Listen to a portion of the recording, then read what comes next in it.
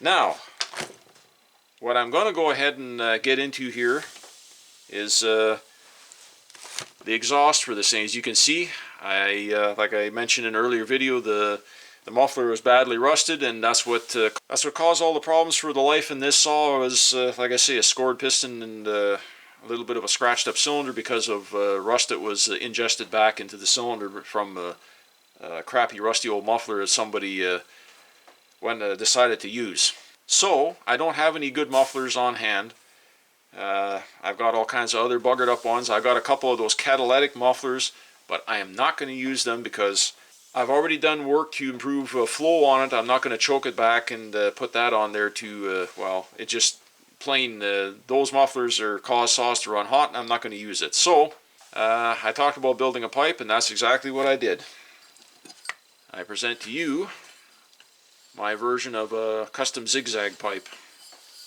Now, there's all kinds of guys on YouTube that have been building these and talking about their own versions and calling them Cobra pipes, and I went ahead and I don't have a TIG welder. All I do is hand braze all my metal work, so for the moment this is what I have to work with, and this is what I built. So how do you do it? Well, you take and find a piece of pipe stock, and what I did was literally, as you can see, you just cut a whole bunch of angles like this, and you just stack them up one after another, and this is what you get. You just keep welding them, and section by section, and fitting this unit on the saw as you go, making a flange out of a piece of 1/8 by 1.5 flat stock, and just using the exhaust gasket as a template, and then drill it out, grind it, and make it to what you need.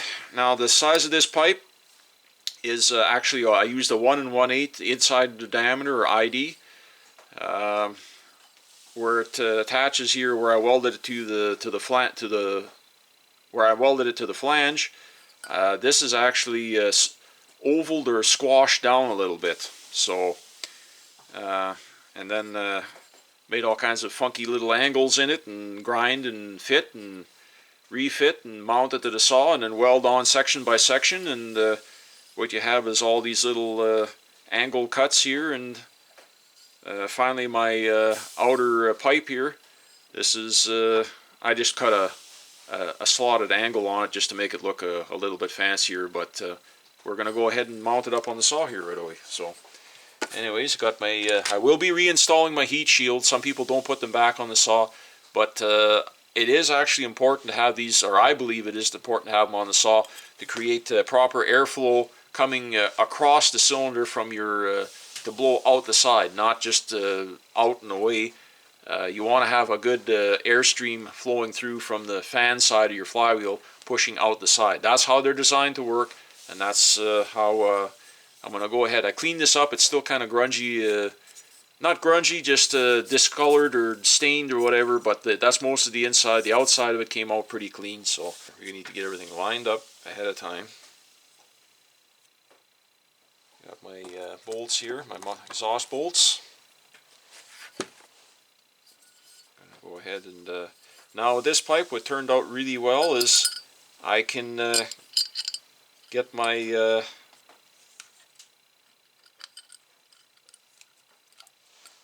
all my bolts and everything. I can get to all my bolts and everything with a standard T-handle Allen wrench, and it fits in there just fine. It's an M6 thread. These are the original muffler bolts that I took off the muffler, and I will be reusing them on this. They are the right length. Like I say, they clear the pipe. The T-handle clears the pipe just fine on both this one and the other one. How I built it, it comes up, around, and away, but I can still get in between. Some pipes that some guys build, you have to use a little 90-degree Allen key or Allen wrench, and you're in there doing it an eighth or a quarter of a turn. How I laid this one out, I can literally get to it just with a straight standard hex bit in there without having to work around it. It worked out really, really well. Now, how well is this pipe going to work? Really, I don't know until we put it in the wood and see how much pull we get, so to speak. There we go, see? I'll try and get my other hand out of the way. I can get my the one side in, and then reach around over here, just underneath the outlet side, and it still clears, and I can go ahead and turn this one in. Both of them go just underneath from one side to the other. Both of them just clear the pipe nicely. There we go.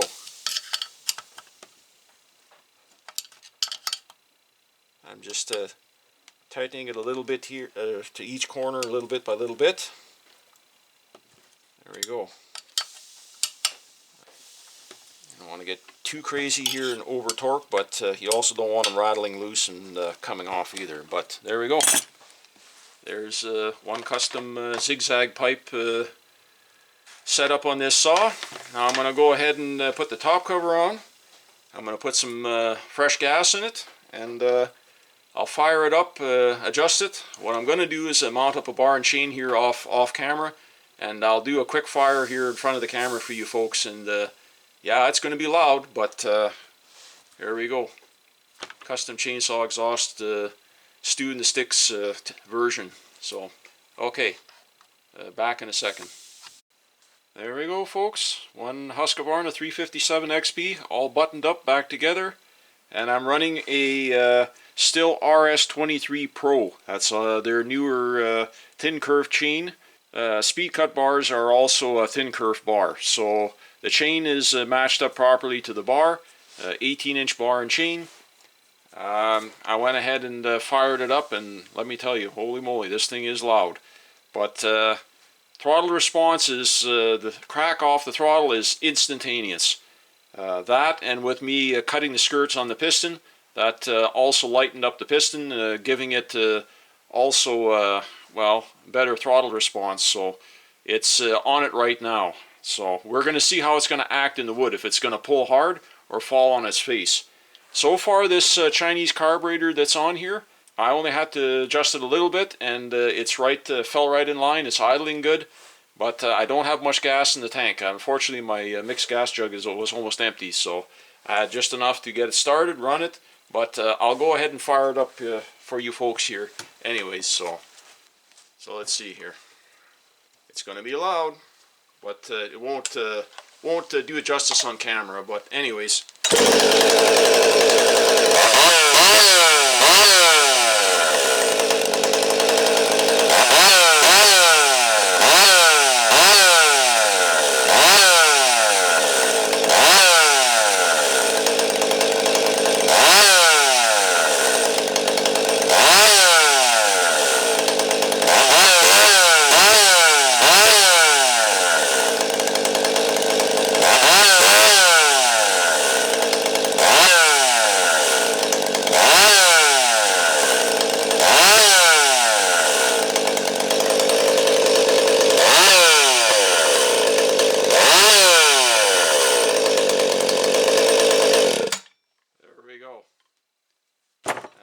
If that gives a proper representation or not on camera, but it's on it right now, right quick. So I'm really excited to get this thing out and get it in some wood and see what we can do, especially with 325 thin curve bar and chain, and those 23Rs Pro chains are full non-safety Pro chains, so they cut like a bugger, because I do use those chains on other saws. So the combination of this lightweight bar, snappy lightning fast saw, and some performance modifications should make one hell of a wood cutting machine here. So, but anyways, I guess we're going to call this a video, and don't forget to like, share, subscribe. We'll see you all in the next one. Oh, what the hell, one more for the road.